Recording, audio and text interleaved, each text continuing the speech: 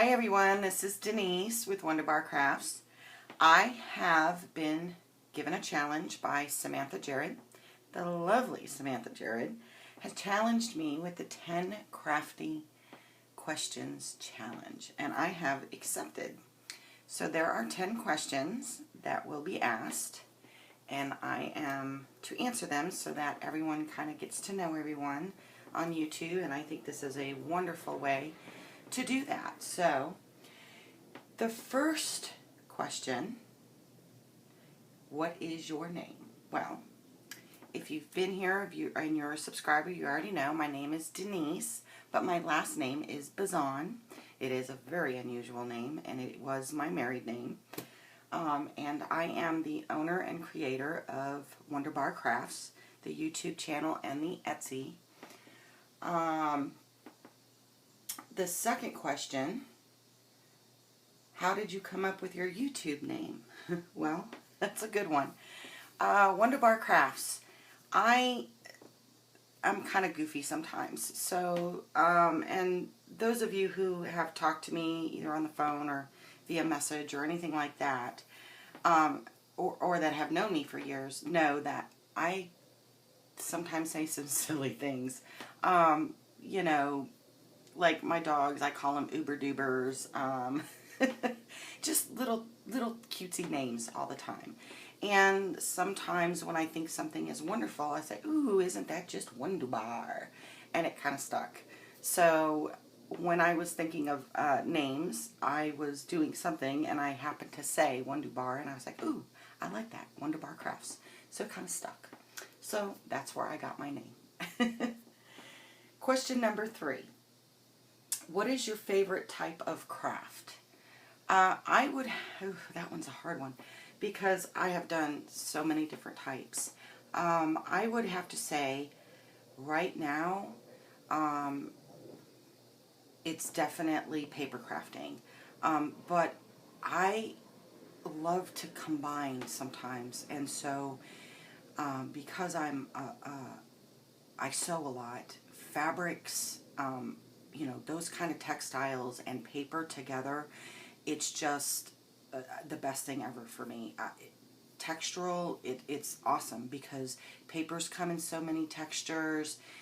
Obviously, fabrics come in so many textures. It's just, it's so exciting to be able to put something together that it might feel rough and ugly, but then you put it together with something so light and elegant, and then next thing you know, you just it becomes, the whole thing becomes elegant. So that, I would have to say paper crafts at this time, but I do like to combine them with textiles. So there you go. Question number 4, where is your favorite place to shop for craft supplies? Oh, another hard question. Well, I do know a lot of people do use Amazon because there is, you know, you have, and because the internet offers so much more than we had a decade or even, you know, 20 years ago. I would have to say right now, it depends on what supply it is. For me, the little bits and bobs, you know, like my little paper flowers or the little eyelets and those little hardware pieces, I go to Hobby Lobby for those because Hobby Lobby is the closest for me. For my glues and other types of supplies, I typically use Amazon. I have tried some other different places, other Etsy shops as well, because I try to support other Etsy owners as well. So it just depends. And of course, like anyone else, we like a good bargain. So sometimes it depends on where the sale is. So if I normally get my glue through Amazon, but I find it on an Etsy shop and they're having a sale, I'll buy it there. So so it's really, I don't really have any one particular favorite place other than Hobby Lobby for my hardware, because I can get it right then and there and bring it home when I need it. So I don't have to wait 2 days for shipping. So, but other than that, pretty much it's wherever I can get a good bargain. Question number 5. What are your top 5 favorite YouTube channels? This one is going to be a difficult one to answer because there are so many wonderful channels out there. Some that they just like to show what they have, and that kind of helps inspire. Then they have others that show, they do tutorials, some do craft alongs, and there's so many talented people out there. This is a hard question to answer. So I'm going to I hope this isn't going too off scale with how to answer this. So I hope I'm not breaking the rules. But I will tell you, I started watching YouTube, the crafting channels that I watched the most and were most inspirational for me were Nick the Booksmith, Gail Augustinelli, and Wendy's Journal Adventures. Those 3 were predominantly, I watched them every day and over and over and over, because I got a lot of inspiration from them, not just because they were big channels, but because they are big channels because they are so good. So they were fundamental starting. I don't always get a chance to watch them every day, with everything that has happened lately in my life with my mother passing. It's been very busy, so I have to kind of be selective with when I have time, what I get to watch. So there are some favorites that I do watch almost daily if they put out a video. If they don't put out a video that day, I might watch somebody else if I have a chance. But typically those individuals are Amy, the Crafty Cat. I will watch Allie, the Cockney Crafter. Tammy and My World in OKC. Selena at Amore Fabriques, if she's having a sale or if she's on there talking about different shops, because I'm always interested in like what other people may have on their Etsy or different websites or what have you. It's always great to know who has what supplies. And also I've started watching Brandy, the Left-Handed Crafter, and of course Samantha Jarrad. And those 2 are kind of new for me, so I'm trying to catch up with a lot of their back videos. And I know that's more than 5, but like I said, it just depends on, some people are able to put out videos every day, and I will try to watch them every day. Those that don't, I might skip over and watch somebody else's. So, because there's so many talented people, you literally, I would never have any time to craft, right? and I love my craft, so and I make videos too, so but I would definitely say that those 3 top, Nick the Booksmith, Gail Augustinelli, and Wendy, were fundamental when I first started. They were definitely fundamental. Question number 6, my 6 favorite colors. Now, that's an unfair question now, isn't it? So, can I just say, okay, pink, pink, pink, more pink, maybe some grungy. No, all serious aside. Did I say pink? Yeah, I did say pink. Okay. No, my 6 favorite colors. Well, considering there are 7 from the rainbow, and colors, you could look at one color and it just stand alone and be the ugliest, boring color. But you just mix it or put it next to something else and it could just be so vibrant and alive.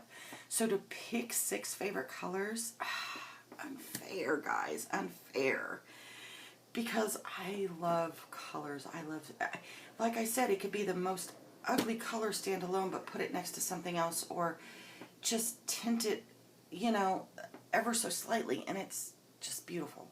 So, but pink, I tend to gravitate towards pink a lot. So I will have to say, pink is definitely my favorite. I do like pastel colors, like I like some greens, some blues that are very pastel-y. So I'm kind of the soft pastel kind of girl. But I do like bold colors as well. And like I said, bold colors to me, and not to everyone, to me can stand alone, can be very bleh. But you put them, mix them together with next to something or in something, and they can just be so wonderfully vibrant and beautiful. So that is a very unfair question. But I hope I answered it as best I can. Pink. Pink, get pink. and any pastel color, really. So I know that's more than 6, but this is a hard challenge, you guys. This really is. Because trying to pinpoint one specific thing, oh, it's difficult. Okay, back on track. Question 7. Your favorite crafting tools to work with. Oh, okay. Well, this. Okay, you gotta have your distressing. I use vintage photo predominantly, but I do have a tin. As you can see, I keep all my other little pinks in here because I don't use these colors as frequently, but I do use them. And of course I have my, you gotta have your re-inker, right, to ink your pads. So I do, see, you got pink. Gotta have some different colors just in case, but predominantly it is the vintage photo. Alright. Glue. Not one particular type of glue. See, I even got, see, Amy, I have tacky glue too. She's probably laughing at me. But, you know, because I do a lot between papers and textiles, like fabrics and stuff, I need a good glue. I know Amy, Crafty Cat, hates this glue, the 3-in-1 and the tacky glue. She hates it because she doesn't like the way it feels. And I get it. But for me, this is a great go-to glue because I do adhere a lot of fabrics to papers, and I know that this will adhere it. Also buttons as well. This one I like because it has a very fine tip, so if I have a very small area to glue and I don't want to make a big huge mess, my Cosmic Shimmer, or it's also in the United States called Art Glimmer Glue. Okay. This glue is also good if you have time to allow it to dry. It's a really good glue. And Amy, Crafty Cat, has turned me on to the Scotch Create glue stick. I love it because when I'm, when I'm just doing whatever, I don't have to, you know, spread out the other wet glue. This will smear right on there really good. So glue, definitely. All right. My rulers and my mat, okay, for my alignment. These are a must for me. I will go crazy if I cannot find them, and I always put them in my little container in front of me. My scissors. You can't do craft. I mean, you can tear, and you can rip and stuff, but I've got an array of different kind of scissors. I've got scissors just for fabric. I have pinking ones, and I have ones just for fabric and ones for crafting, for paper. And my Tim Holtz little, these ones I like for fussy cutting because they're small. I try not to do too much fussy cutting, but when I need to, I do use those. Let's see. My crocodile. I have a bigger one. So both of these are great. Some days when my hands are working really well, this one works perfect. When my hands are starting to cramp up on me, I got to use the big one and be able to pull it down and use some arm strength behind it. But those definitely. So tools, and then this beauty. I can't live without that. That is my sewing machine. I cannot live without it. I actually have 3, but that is predominantly the sewing machine, my go-to, because it does a lot of decorative stitching, and it does a great straight stitch. So just for normal normal sewing. It is an embroidery machine as well. I don't use it as frequently, but I have used it for that. But I would cry without my sewing machine. That's why I have 2 spares. And typically just for if I need to pick up because one is either in the shop getting cleaned or it's broken, which has happened before and I cried. But yeah, I can't live without that sewing machine. If it broke, if all 3 broke, I would spend my last dime to go buy another one. It would be a cheapo something, just so long as it would stitch. I can't be without my sewing machine. It just, nope, would devastate me. Devastate me. Okay, question number 8. Where do you get your crafty love from? I don't know. I would say probably like the majority of us crafters, you're kind of born with it, I think. And maybe some don't realize till later that they are so creative until they actually get some of those tools in their hands and are able to create. Then it's an addiction. It's not only a love, it's an addiction. There isn't a day that goes by that I'm not wanting to always be in my room. There are days when I can't be here, and when I'm not here, I'm thinking about what I need to be doing when I'm in here, because this is my room. Really, it is my haven. It's my she room, so to speak. And I really think that, you know, as ugly as the world can be with so much drama, there's still a lot of love there. I mean, there really is. There's so much and so many good people. And I think sometimes because, you know, some bad things happen, that people forget that there is still so many loving and good and great things in the world, and things that we can get inspired from. And so I try never to block that out, you know.